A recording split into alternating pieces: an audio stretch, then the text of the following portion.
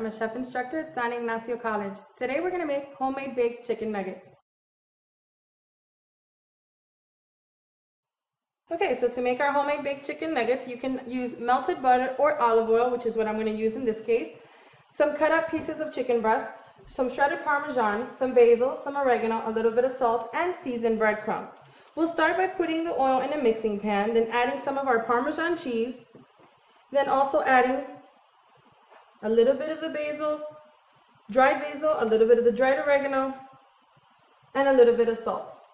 Now you want to take your chicken pieces and add them into the mix, cover them in the oil and with the rest of the basil mix, then dip them inside of your breadcrumbs. And what you want to do is just evenly coat the pieces of chicken before you put them in on the pan.